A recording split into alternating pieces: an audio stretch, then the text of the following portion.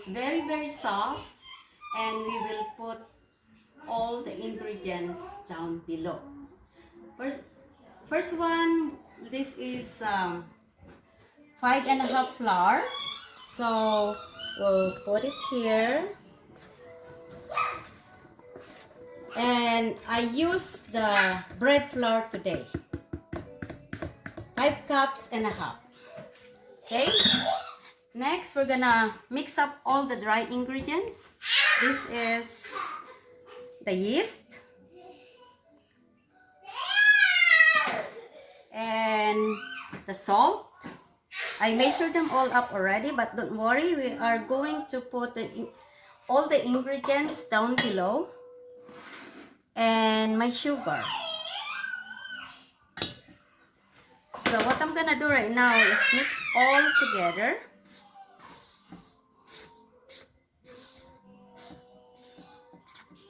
And one thing, guys, this is kind of different to any kind of ensaimada.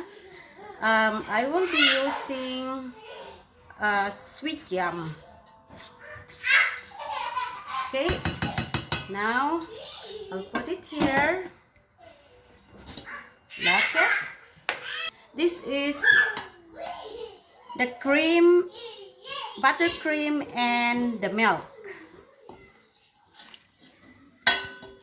Buttercream and the milk. And this one is 6 yolks and 2 whole eggs. Okay. There we go.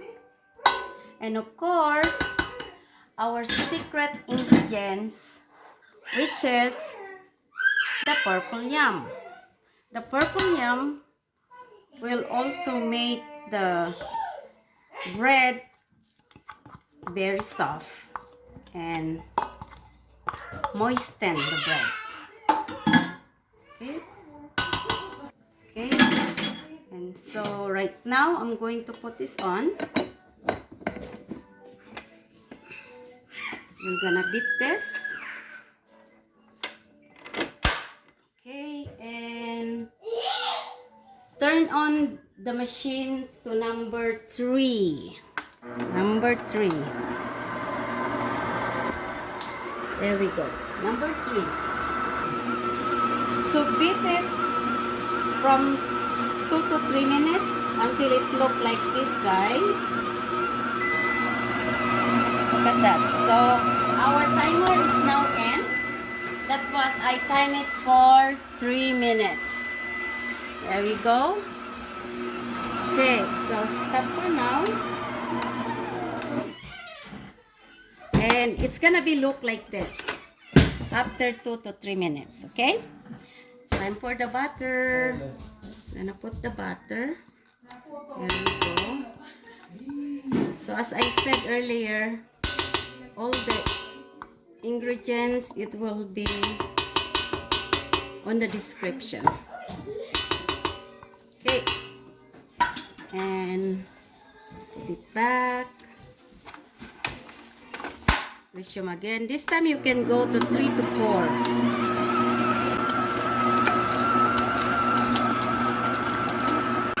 It's starting to form, guys.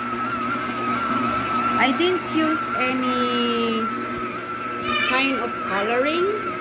The purple that you see now there, the color of the purple is because of the purple yam. The dough is almost done. If you guys don't have a machine, you can also knead the dough, but this recipe is very soft, so it's gonna be hard. Okay, 8 to 10 minutes is over. Let's do the window, they call it window pane. To test it, guys. Just see, parang just like a plastic. So here, this is it. This is good. Let's take it off. It's ready, but make sure you have to put spray so it doesn't stick, because this is gonna be sticky, guys. So make sure I use this spray, a vegetable cooking oil, instead of a cooking oil, a spray. So, oops. Okay, here we go. There we go.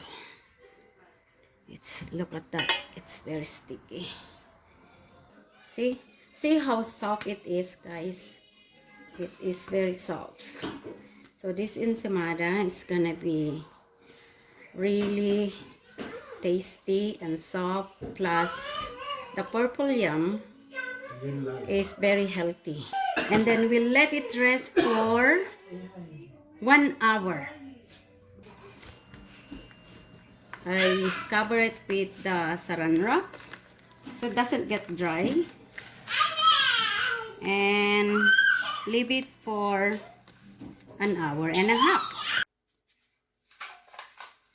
Okay guys, these are the mold. I'm going to spray with this oil thingy so it doesn't stick. Okay. Natin, sprayhan natin.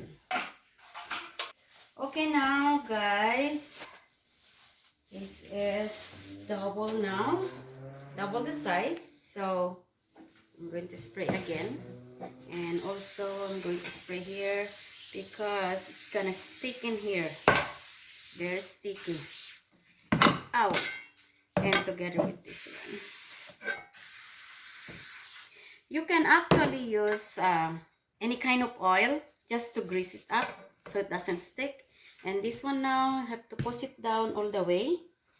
Make sure, see this one, the air will come out.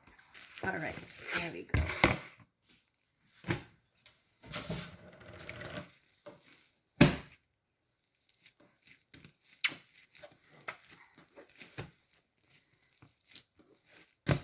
It's very bubbly.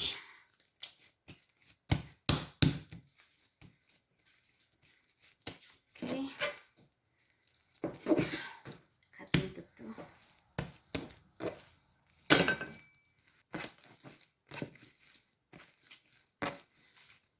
See, because I spray something, it doesn't stick. But if you don't spray anything, it's gonna be sticky. So this time we're gonna make it a little bigger. Weighing scale should be, let's see, 60 grams, 62. It's okay if like 62 is okay. Okay, make a ball with it like bilog.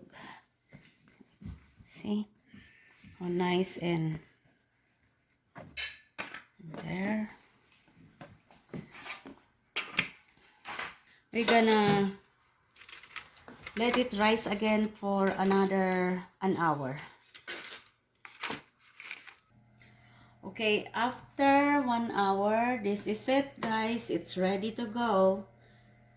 We are going to bake it to 300. If you want it a little bit browner, you can put it to 315 for 15 to 18 minutes. Okay, let's do this. It's 300. My oven is set up 300 right now. And here we go.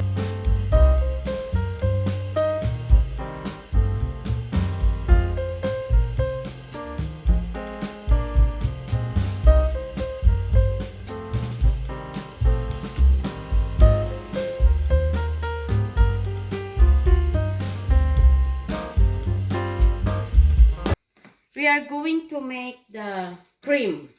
So what I do is I grind this sugar. Okay, I grind that. I need 1/2 sugar, so I grind it. Look, because if I do this, this is not too sweet. Unlike the powdered sugar, it's very sweet. So this one is not as sweet as the powdered sugar that you can buy to the store.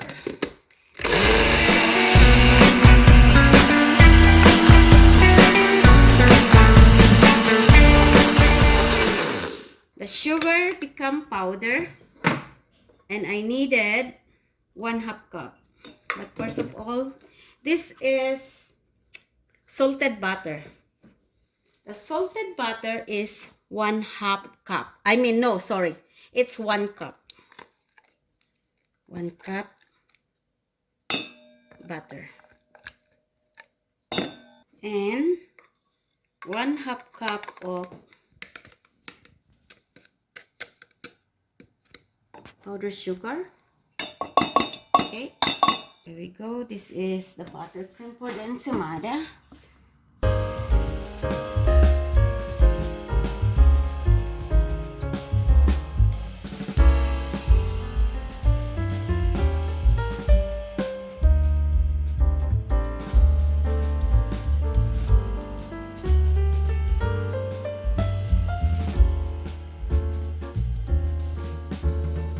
This is it. There we go. That's the buttercream for the ensaimada. So okay, 15 minutes is over for 300. So let's see. Let's see, guys. Here we go. That's the one. So it's slightly brown. So if you want more brown, then you can put another, you can add more minutes. We need to cool it off. When it cools off, then we can start putting the buttercream and the cheese on top. Okay, as you can see, it is very, very soft, guys. Look at this. Like cotton soft. The back. Anyway, there's a difference of all-purpose flour and bread flour. I use the bread flour. So the bread flour, if you put it like this, it's bounced back. But with the all-purpose flour, if you press it like that, it doesn't come back. So right now, because it is now nice and cool, we can do the icing. Let's do this one first. Do the butter. So right now, I don't want too much of that cream. So you can always put more. Let's make another one because we have 2 kinds of cream. I mean cheese. We have this Magnolia. We are going to spread on top like this. Yan na po. That's Magnolia. And the other one will be Gouda. I guess it's made from Holland.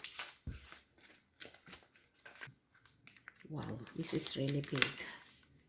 And the texture is different though. Okay, there we go. So, now, let's Michelle do the judge. Michelle is doing the Gouda cheese. Oh, it's apart. Very, very soft. Okay. That's Okay. the cross section if you want to see Can that. you open it up? Yeah, that's the inside of that. Mm-hmm. If you want to see that. Okay. And then this one. And the other one is, it's just the cheese that was different, cheese right? Adding That's the volume. Magnolia one. Magnolia cheese. Magnolia. Okay. Okay. And Cross section. For that. You want to see what that looks like. mm-hmm. Okay, let's try the Magnolia one first. Magnolia. And how is it? Very soft? Mm-hmm. Wow. And then the other one? That's the Gouda cheese. Yeah.